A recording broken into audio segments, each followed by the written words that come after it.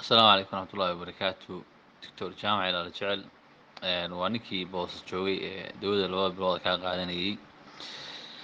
alxamdulilah reerkii uur baa kusoo biiray, dawadii efishinka iyo dawadii galahaba. galihiina waa ka roonahay. isbedel weyn baa dareemay dhinacii galaha iyo dhinacii efishinkii ay gabadhu ka cabanaysay iyo tii aniga aan sheeganayaba.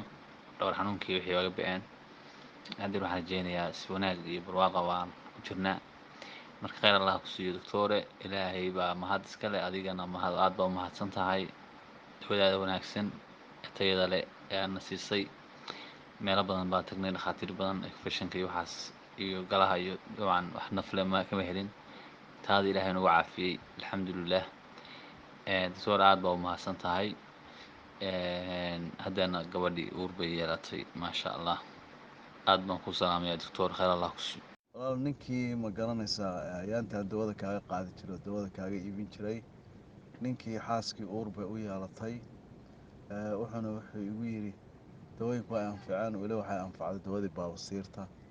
marka alxamdulilah aad baan runtii u wanaagsanaaday buu yidhi dawadii, maasha allah alxamdulilah. marka taasna waa bishaaro ku soo hoyatay insha allahu. asalaamu calaykum.